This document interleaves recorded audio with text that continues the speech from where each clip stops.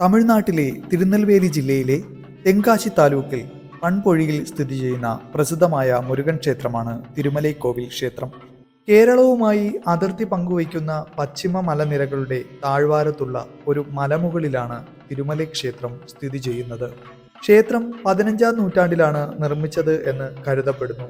ക്ഷേത്രത്തിന്റെ താഴ്വാരത്തെത്തിയാൽ ക്ഷേത്രത്തിൽ പ്രവേശിക്കുന്നതിന് 2 കവാടങ്ങൾ കാണാം.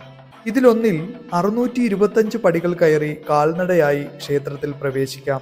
നിശ്ചിത പടികൾ കയറുമ്പോൾ ഇടയ്ക്ക് വിശ്രമിക്കാനുള്ള ഇരിപ്പിടങ്ങൾ അവിടെയായി സ്ഥാപിച്ചിട്ടുണ്ട്. 2ാമത്തെ ഗോപുരം വഴി നിശ്ചിത ഫീസ് നൽകിയാൽ മലമുകളിൽ ക്ഷേത്രം വരെ വാഹനത്തിൽ സഞ്ചരിക്കാം. പാറകളിലൂടെ മനോഹരമായി വെട്ടിയൊരുക്കിയ പാതയും ചുറ്റുമുള്ള പ്രകൃതി ഭംഗിയും കണ്ട് ആസ്വദിച്ച് മുകളിലെത്താം. മുകളിൽ ക്ഷേത്രത്തിനോട് ചേർന്ന് വിശാലമായ പാർക്കിംഗ് സൗകര്യമുണ്ട്. മലമുകളിലെ ക്ഷേത്രത്തിലെത്തുമ്പോൾ ഇളം കാറ്റും കാഴ്ചകളും കൊണ്ട് ഏതൊരാൾക്കും മനോഹരമായ ദൃശ്യാനുഭവം നൽകും. ക്ഷേത്രത്തിലെ മുകളിലത്തെ കവാടം കയറി എത്തുമ്പോൾ പ്രധാന ക്ഷേത്ര ഗോപുരം കാണാം.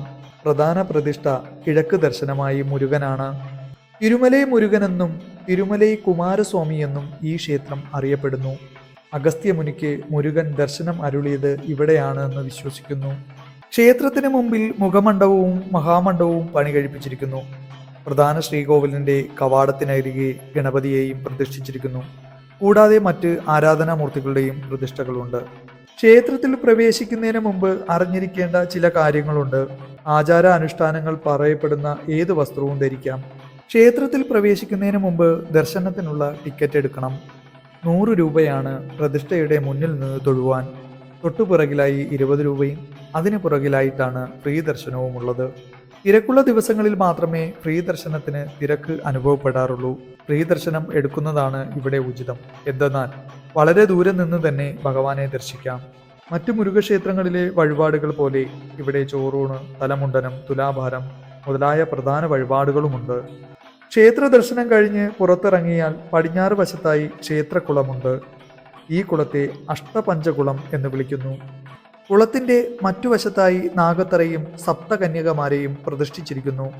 ഇവിടെയും വണങ്ങി പുറത്തെത്തുമ്പോൾ പടികളോടുകൂടി ഉയർന്നു നിൽക്കുന്ന ചെറിയൊരു ക്ഷേത്രം കാണാം. അവിടെ ഗണപതിയെ പ്രതിഷ്ഠിച്ചിരിക്കുന്നു. എല്ലാ ദിവസവും ക്ഷേത്രത്തിൽ അന്നദാനമുണ്ട്. ഏപ്രിൽ മാസത്തിലെ ചിത്തിര 1-ാം തീയതിയിലെ പടി ഉത്സവം, മെയ് ജൂൺ മാസത്തിലെ വൈകാശി വിശാഖം, ഒക്ടോബർ നവംബർ മാസത്തിലെ സ്കന്ദഷഷ്ഠി, ജനുവരി ഫെബ്രുവരി മാസത്തിലെ തൈപ്പൂയം തുടങ്ങിയവയാണ് പ്രധാനപ്പെട്ട വിശേഷ ദിവസങ്ങൾ. ക്ഷേത്രം രാവിലെ 6 മണി മുതൽ ഉച്ചയ്ക്ക് 1:30 വരെയും വൈകുന്നേരം 4:30 മുതൽ 8:15 വരെയും തുറന്നിരിക്കും. ക്ഷേത്രത്തിൽ നിന്ന് തിരികെ മടങ്ങുമ്പോൾ വിദൂര കാഴ്ചയിൽ മലകളുടെയും ഡാമുകളുടെയും നെൽപ്പാടങ്ങളുടെയും തെങ്ങിൻ തോപ്പുകളുടെയും മനോഹരമായ കാഴ്ച നമുക്ക് വേറിട്ടൊരു അനുഭവം നൽകുന്നു. ഈ വീഡിയോ നിങ്ങൾക്ക് ഇഷ്ടമായി എന്ന് വിചാരിക്കുന്നു. ഈ ചാനൽ സബ്സ്ക്രൈബ് ചെയ്യാൻ മറക്കരുത്. വീണ്ടും മറ്റൊരു വീഡിയോയുമായി കാണാം. നന്ദി.